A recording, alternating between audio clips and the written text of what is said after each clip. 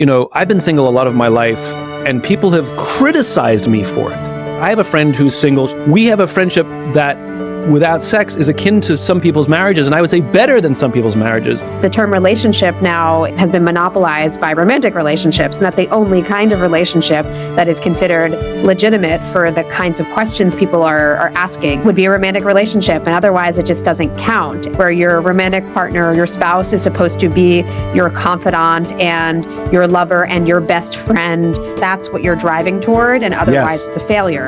And this sort of success-failure dichotomy, rather than starting from a place of curiosity of like, who do we want to be to each other? I found great relief and catharsis in reading your work, that there's nothing wrong with me. And I find the intense emotional intimacy from some of my friendships satisfying, and shouldn't that be enough?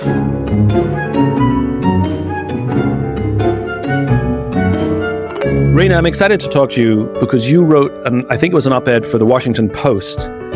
I loved it.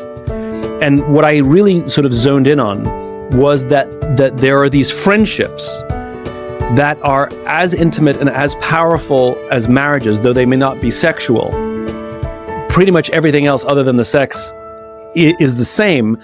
And I think the story you wrote about was a friend whose friend was going through cancer treatment, was there for her throughout the whole thing as a spouse, and had no rights at the end.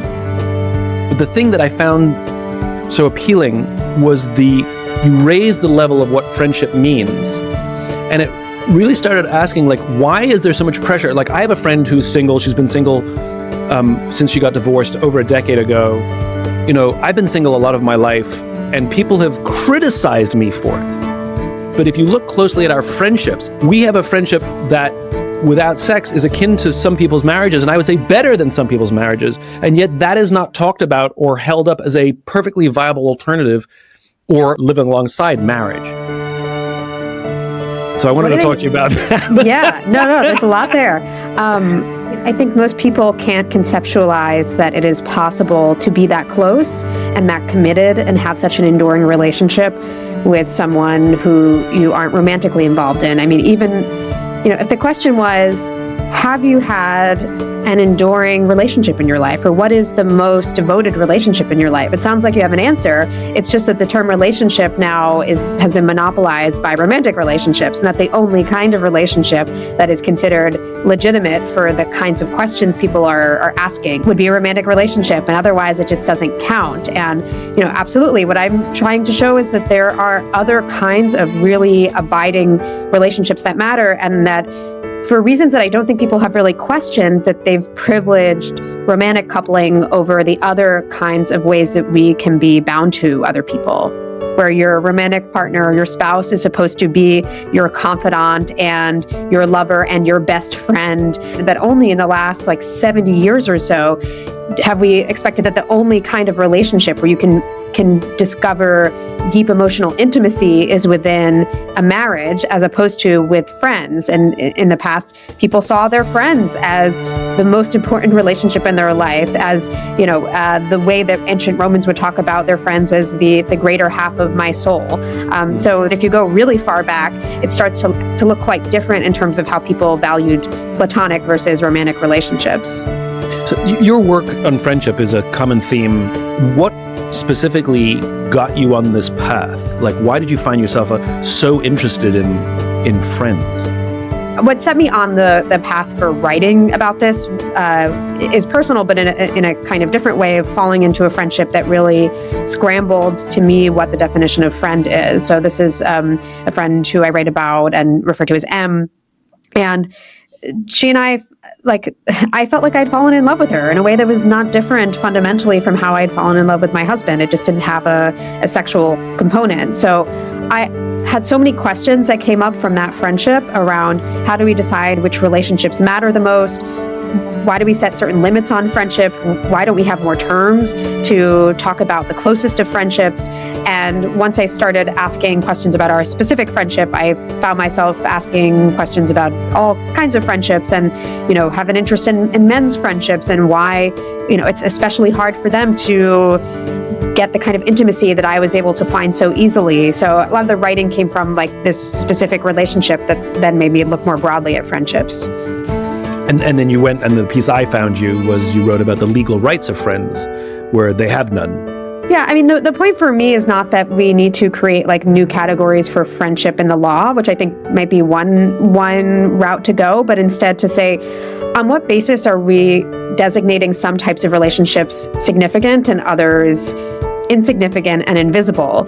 And when you look at friendships that have lasted 50 years, and these are people who are there for a year's worth of cancer treatments for their friend, and who are executor of their friend's estate and have medical and legal power of attorney rights. The kind of broader point that I'm interested in is how we are so set on certain kind of categories for creating this hierarchy of which relationships matter and don't, and are paying less attention to what is actually happening within the relationships. Yeah. And can we be more expansive and open-minded about how people set up their lives and who they're turning to?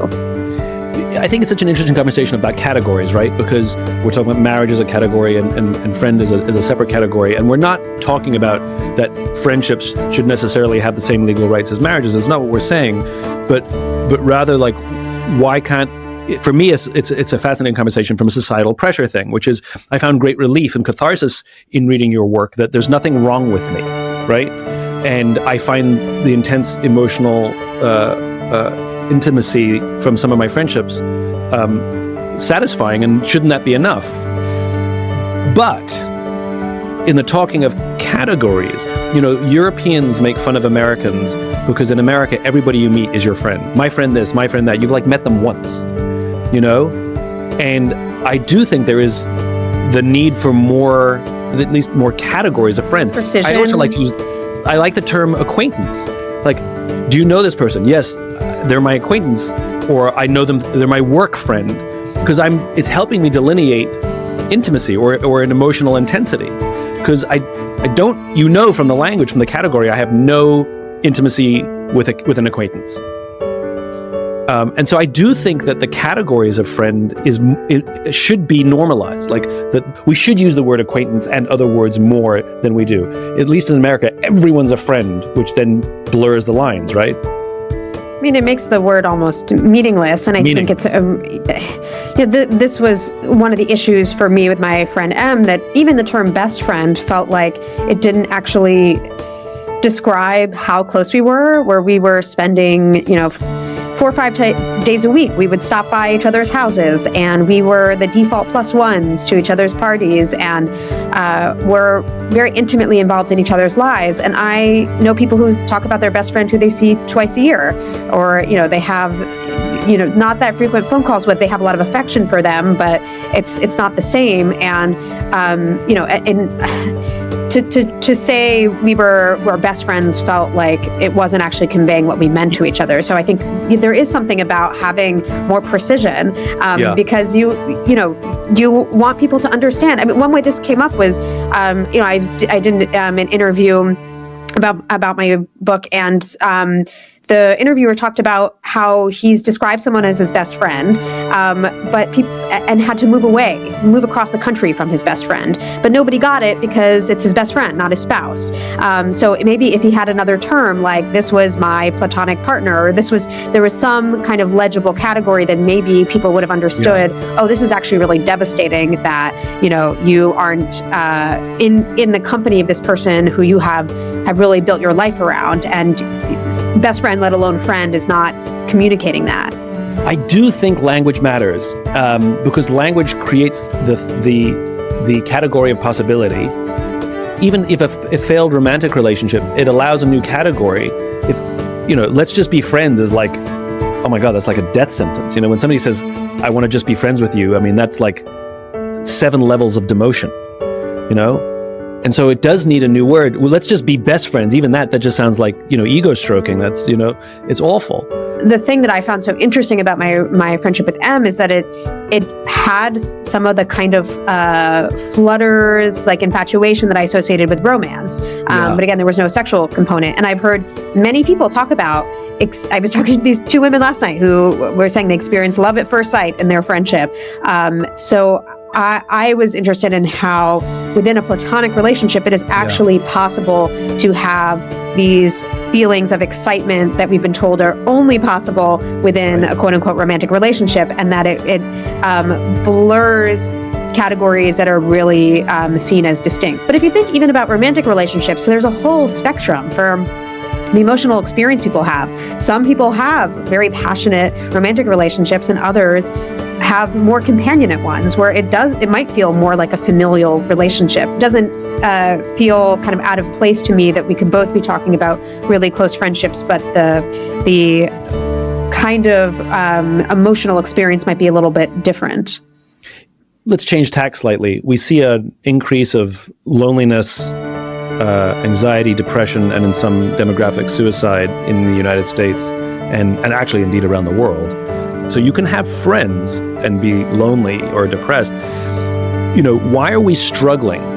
Why are we struggling to make the kinds of friends that we could call in darkness and say, I need you, or who would be aware enough to show up and say, something's wrong? Like what's happening in our society today that we're struggling to make those kinds of friendships that you write about? I'm thinking of one of your first comments about how you are scrutinized for, like, you have been scrutinized for being single. Essentially, like, if you don't have this one kind of relationship, then what's going on in your life and what's wrong with you? And I think there's this phenomenon of what's called compulsory coupledom, like that basically there's so much pressure to be coupled, which means, you're putting so much effort toward this one relationship, and we're not saying, what does a good life look like? A good life looks like one where you have a community, where you have a bunch of friends who you are investing in. And I think that, we get into these sort of feedback loops where we don't open ourselves up to other people and then think, okay, there is just this limit to how close a friendship can be because I've never felt any closer, rather than understanding that maybe what we refuse to give over, what we refuse to show, makes it impossible to have the kind of closeness that actually there's potential to have within friendship. And I, recently was kind of witnessed a friend as she was going through a real crisis, and she let me into her home, and I just held her as she heaved for several minutes, and she's the most together person I can think of, and getting to see her in that messy state brought us so much closer. And I'm not sure that many people would have the courage to let someone in at that moment, and would instead wait until everything is all tidied up, and then they could tell them what happened after the fact. So I think that's probably a phenomenon that's going on for a lot of people, that they don't want to let people in when there's so much that's not all pieced together neatly yet. What's interesting as you were explaining that, the thought that came to mind was it's goal setting in some weird shape or form, which is when I was a young entrepreneur and I just started my business, every networking, anything I did, I felt like I had to close a deal, like in the first meeting, I had to, the first phone call I needed to get a deal.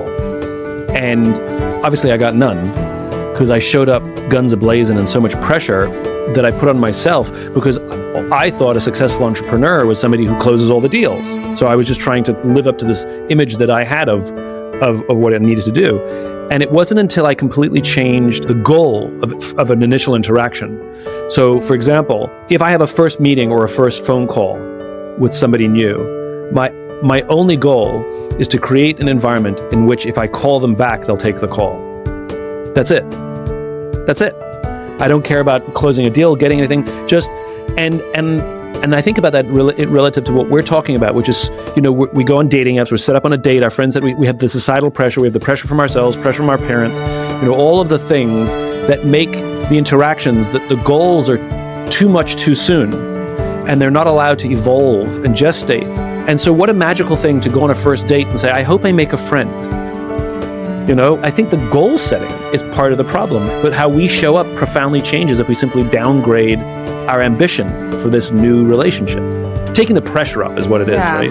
Yeah, I mean, I feel like maybe I'm reacting a little bit to downgrade because of the way that people think of friendship as itself a downgrade from the real thing, which is romantic I don't love. like the term. But what you're getting at is that we conceive of only one kind of relationship that can be a container for the many things that we might be looking for in our life, like somebody who is going to be there to talk to at the end of a hard day, who knows when your plane lands, who's going to hand you a mug of tea, and that if we can understand that there might be other kinds of relationships, like friendships, could be a sibling relationship. I've also encountered a number of lifelong sibling relationships where that is the anchoring one. Then we could just be thinking about what a loving relationship is, because otherwise it feels like there's only one form of success, and that's what you're driving toward, and otherwise it's a failure. And this sort of success failure dichotomy, rather than starting from a place of curiosity of like, who do we want to be to each other, and how might the answer to that question change between the first time we meet a year from now, 10 years from now. And it might be we don't want to be anything to each other, like we never clicked, whatever. But I think the impulse toward curiosity could solve a lot of problems here, rather than trying to box people in. There's an eerily and uncomfortable similarity here when you talk about the definition of success of a relationship, which is even the definition of success of a career or a life, which for too many years was associated almost entirely with rank or money. And we are having that conversation now. COVID, I think, was a catalyst, but that conversation was already beginning of what are the other definitions of success? And I may want to pursue a different kind of success. You know, my parents may still put pressure on me to make more money, buy a house, but I am exploring a different definition of success that works for me. And I think that's where your work lies. I think it's very contemporary that we're exploring different expectations and different definitions of what is required of a good life. And this different definition, these new definitions of what success in relationship looks like, which is it's not always, the metaphor carrying over, money, marriage, tradition. I find very interesting. And I wonder these challenging of all these definitions of what's expected of our lives, from our careers, our friendships, our romances. I wonder what the common thread is that we're pushing against all of these definitions. I think that the common thread here is intentionality, and that we have been put on a kind of conveyor belt in different areas of life where we've been told that there's one type of success, and that a lot of people, hit a point where they're like, I've tried this and it's not working, or I'm starting to question for the first time the thing that I've been told to do, and that if you instead look at the ladder you're climbing without having actually asked if you want to get to the top. I live in DC. There are a lot of lawyers, and I feel like their job is to or a lot of people who are attracted to the law like to climb ladders. And I just have seen for people, a few years after law school, they're still at a firm, and then they're like, I did all the things I was supposed to do. Why am I not happy? But if you hit a point where you're dissatisfied and start to ask, are there other ways that I might find meaning, then you might realize that the kind of singular path is not the only one. Ooh, this is interesting. Okay, so if I've been climbing the ladder of rank and money, and I've made the money and I've made the rank, and I'm still not happy, so I'm challenging that. And now we see the divorce rate in the United States remains at 50%. It has not gone down. It's not getting better. Second marriage is even worse. I think it's 60 or 70% for second marriages. And so maybe there's a similar thing happening here, which is I keep trying the relationship that, I was told that I would find whatever the thing is I'm looking for, happiness, joy, companionship, safety, and I haven't found it, and I've done it your way. So I'm questioning the alternative ways. Are these new definitions of friendships being challenged by people from the beginning, what the definition of success is, or is it after they've tried the tried and true way? In other words, it's only because things aren't working that we're now exploring alternatives. Yeah, I would say, I think that actually this is coming from two directions. Maybe the best example of this would be parents who are overwhelmed and are like, I have a 2-parent household, I have a nuclear family, that is supposed to be the gold standard, and yet I am totally exhausted and I don't feel satisfied. I think there's a sense that I've been duped. Something I'm working on right now is about parents who raise their kids among friends and in these larger networks. Some of the people who end up doing that have seen how exhausting it is for other parents and don't want to get themselves into that same trap. Then there's this sort of positive thing that gets people to come off course, which is not unlike what happened with me in M, where we fell into a friendship that nobody had told us you could find. There was no dating app to find a platonic partner or whatever we wanted to call ourselves. But life happened. And then we're suddenly questioning, well, why is it that only a romantic relationship is supposed to be the thing that's going to, make us complete, a successful person in the eyes of others, where nobody will be asking us, like, why are you still single? You can stumble into a relationship that's really important, or stumble into a career that, nobody told you was going to get you status points, and find that it's meaningful, and then start pushing back at everything else that people have been telling you. And I think on the flip side, you can try the thing that you are supposed to. When I think about somebody I'm close to who grew up Mormon, and one of the ways that she felt left Mormonism was that she had felt like she had done everything she was supposed to, and yet she still was not hearing, the voice of God in her head. She was not getting the result that she was going to have. And I think that those kind of opposite pressures can lead to the same place of questioning. So can you tell me something that you've done over the course of your professional career that you absolutely loved being a part of, that if every project you ever worked on was like this one project, you'd be the happiest person alive, specifically? I mean, I loved working on the book. There are some stressful parts of it, but I love being let into people's inner lives and getting, know an interview is good if I get chills in it, which is not a totally infrequent experience. I will say there are these women, Barb and Inez, who are in their 80s and have just lived a lot of life together, and they met when they were around 30 at a point of transition in each other's lives. A couple of things I love about their story, one is they didn't expect to fall into the kind of friendship that they now have, where they have lived together for 25 years in a house that they bought in their retirement. They didn't plan on this, but life took them by surprise, and they found a way to adapt to getting divorced when that was never, I think, what Inez would have expected, especially coming from a religious family. In Barb's case, she'd really wanted to have biological children. She's adopted and had never gotten to see anybody who looked like her, and then had emergency surgery in her late 20s that made it impossible for her to have biological children. And after that happened, her desire to marry really dropped off.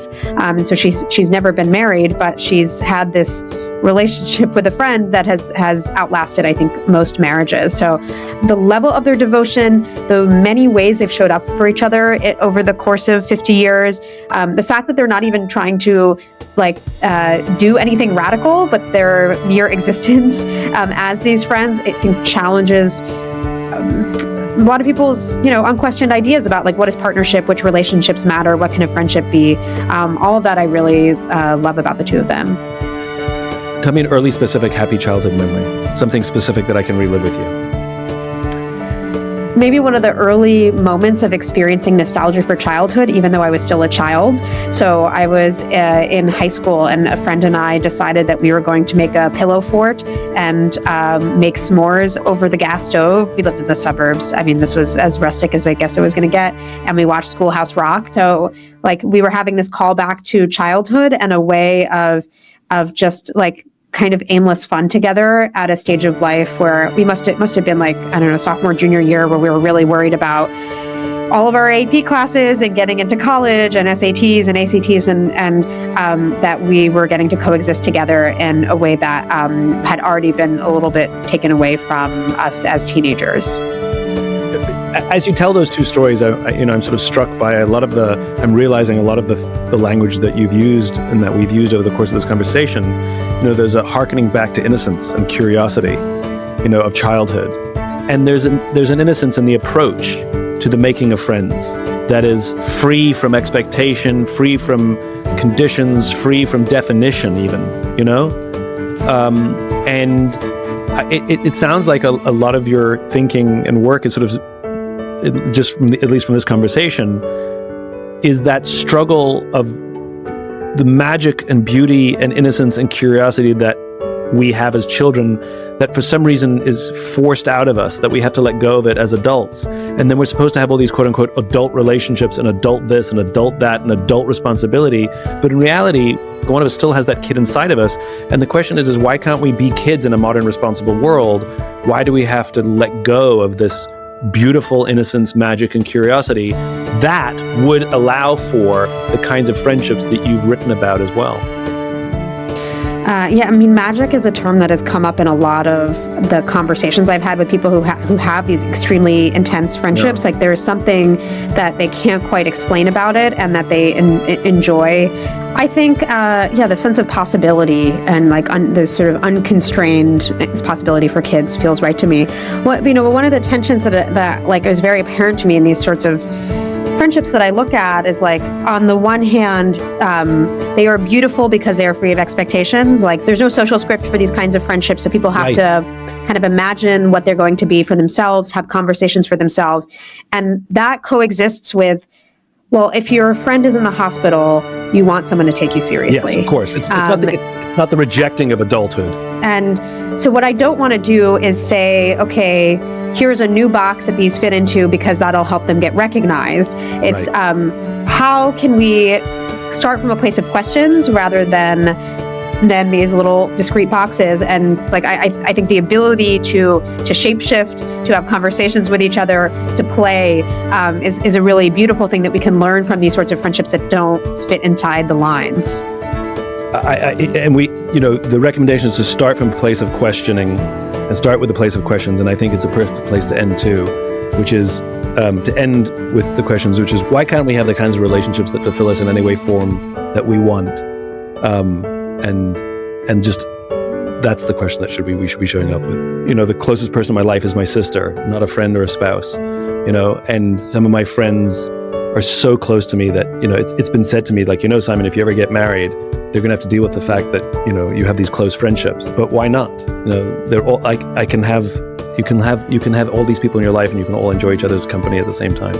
If you are somebody who has a lot of deep relationships, then the person who's going to be most compatible as a spouse is someone who's going to see that as a bonus and not as a negative. A friend of mine who is newly in love in a new relationship was contrasting, and it has this really kind of very big and tight friend group, was saying that his previous romantic partner really didn't see it as a positive and just was an introvert, wasn't into it. And what's so wonderful about his new partner is that she wants to get to know everybody. That this is something that really draws her to him, makes her love him. And so that's it. I think that if you are going to end up in that kind of relationship, and that's the thing that matters, it's going to be a plus for someone. Love.